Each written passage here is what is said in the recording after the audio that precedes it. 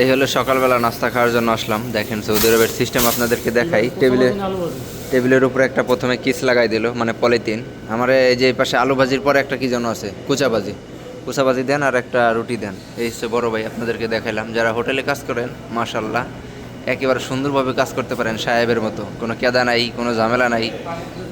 তবে সৌদি আরবে এই কাজটা অনেকের কাছেই ভাগ্য, অনেকে এই কাজটা করতে পারে না। একটা পানি দিয়ে গেল, একটা পানির দাম হইতেছে বাংলাদেশি টাকা বর্তমানে প্রায় 33 টাকার মতো, 32 টাকা 50 সালালা বা 32.5 টাকা বললে চলে। একটা পানি খাইতেই হবে সকালবেলা, কারণ পানি কিনা পানি ছাড়া দ্বিতীয়তে বাংলাদেশে হোটেলের পানিতে, মানে হোটেলে যেরকম লোকালীয় পানি থাকে এই দেশে এরকম কোনো পানি নাই, এই দেশে এরকম কোনো পানি পাবেনও না। এখানে একটা স্পট দেখতেছি, এটা চেঞ্জ করতে হবে, কারণ যেহেতু বোতলটা আমি রুমে নিতে চাইতেছি, কালকে একজন আমার বোতলটা ফেলাই দিচ্ছে। যাই হোক, এখন রুটি নিয়ে আসুক, রুটির দাম 1 টাকার, ভাজির দাম কত সেটা আপনাদেরকে দেখাই। আর এটার নাম হচ্ছে প্রিমিয়ার হোটেল। একটু ইয়া করে দেই, আপনাদেরকে দেখাই দেই। এটা এখানে যারা সৌদিয়ানরা আছে তারা এখানে নেটায় বইসে এরপরে খাবার খায়। কোনো সৌদি রাজ পর্যন্ত দেখিনি টেবিলে বসে খানা খাওয়া, কারণ তাদের বাসার মধ্যে ঠিক এরকম সিস্টেমই করা থাকে। এই যে এখানে বইসে তারপর সুন্দর করে ওই যে এখানে হেলান দিয়ে এরপরে খাওয়া দাওয়া করে। আর যদি বাম পাশে দেখাই, এই হইতেছে বাম পাশ, এখানে হচ্ছে টেবিল বা যাই হোক, এখানে বসে আমরা বাঙালিরা খাওয়া দাওয়া করি। সেই সাথে আর পাকিস্তানি, ইন্ডিয়ান সবাই এখানে বসে খাওয়া দাওয়া করি। আর এই সৌদিরা এখানে ডাইন পাশে বসে খায়। আর হইতেছে প্রিমিয়ার হোটেলের ম্যানেজার আপাতত। আর হোটেল অনেক ভিআইপি হোটেল, মার্শাল্লাহ অনেক সুন্দর হোটেল। ওই যে হোটেলের কর্মীরা কাজ করতেছে। তবে এখানের হোটেলের মালিকের মতোই কর্মীরা অনেক একেবারে সাহেব কোয়ালিটি থাকে। এই যে এই যে খানা নিয়ে আসতেছে, বরাবর কাছে জিগাই খানার দাম কত। আসসালামু আলাইকুম ভাইয়া, এ ভাজির দাম কত? 2 রিয়াল। আর রুটি আর পানি টোটাল কত হইলো? 4 রিয়ালে নাস্তা করবো সৌদি আরবে। এই যে বড় ভাই, মার্শাল্লাহ দেখেন চেহারাও খুব সুন্দর, কাজও করে খুবই ভালো। দেশের ভাই কই ভাই? আমরা শরিয়তপুর। শরিয়তপুর। আর কি বললেন যেন?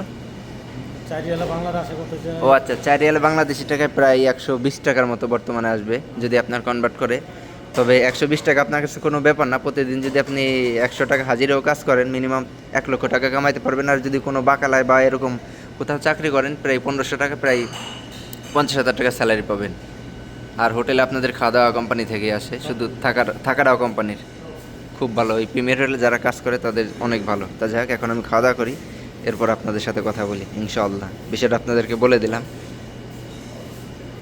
আর এই হচ্ছে ভিতরের সাইড, দেখেন একেবারে ক্লিন পরিষ্কার। যদিও বলছি যে প্রিমিয়ার হোটেল অনেক বেশি স্মার্ট, অনেক বেশি সুন্দর। এই যে সাধারণত যে খানার যেই ওয়াশ রুমটা, এটা কিন্তু অনেক বেশি একেবারে ক্লিন। এই যে দেখুন, খুবই সুন্দর এবং কি সেই সাথে অনেক বেশি পরিমাণ ক্লিন। আর সামনের ফ্রন্ট সাইডটা হইতেছে এই যে পুরো ফ্রন্ট সাইডটা, এই যে যেহেতু এখন ঈদের দ্বিতীয় দিন যার প্রয়োজনে অনেক বেশি ক্লিন একেবারে। আর সেই সাথে এমনিতেও অনেক বেশি স্মার্ট থাকে সবসময় প্রিমিয়ার হোটেল। এইখানে আবার বিভিন্ন কোয়ালিটির খানা পাওয়া যায়, যদিও হোটেল, তবে আলাদা এক্সট্রা অনেক রকমের খানা পাওয়া যায়। এখানে মিষ্টি আছে, চানাচুরা ওই সাইডে, এর চুডে সমস্ত কিছু কিন্তু পাওয়া যায়। আর এই হইতেছে সামনের সাইডটা, যেখানে শ্যামাই আছে বা আরও অনেক কিছুই আছে। অনেকে হয়তো বা এই এরিয়াটা চিনেন, যার প্রয়োজন এই সামনের ফ্রন্ট সাইড আপনাদেরকে দেখাইলাম। আর শিফা সানার মধ্যে প্রিমিয়ার হোটেল অনেক নাম করা ব্র্যান্ডের একটা নাম। শুধু শিফা সানায় বিষয়টা এরকম না, পুরো সৌদি আরবের ভিতরে মানে সৌদি আরবের ভিতরে আপনার এই প্রিমিয়ারের শাখা কিন্তু অনেক জায়গায় আছে। শিফা সানায় আছে, গেদিম সানায় আছে, আল কাসিম আছে, এরপরে সৌদি আরবের বিভিন্ন জায়গায় কিন্তু ছড়িয়ে ছিটিয়ে আছে। এদের সার্ভিস খুবই ভালো। আর সেই সাথে খানার প্রাইসটাও একটু বেশি সবসময়, কারণ যেহেতু অনেক হাই কোয়ালিটি খাবার এখানে পাওয়া যায়, পরিষ্কার পরিচ্ছন্ন সবসময়, এই প্রয়োজনে দামটা একটু বেশি। যদিও দামটা একটু পরিমাণ বেশি হয়, তারপরে কিন্তু এদের কাস্টমার অনেক বেশি পরিমাণ আছে। আর এই হচ্ছে আমার একটা মামু, সকালবেলা আমার মামু ফোনে দেশে কথা বলতেছে। আলহামদুলিল্লাহ, কাজকর্ম বন্ধ, যার প্রয়োজন আর কিছু করার নাই, কথাবার্তাই বলতে হবে। তা যাই হোক, সবাই ভালো থাকবেন, সুস্থ থাকবেন। আসসালামু আলাইকুম।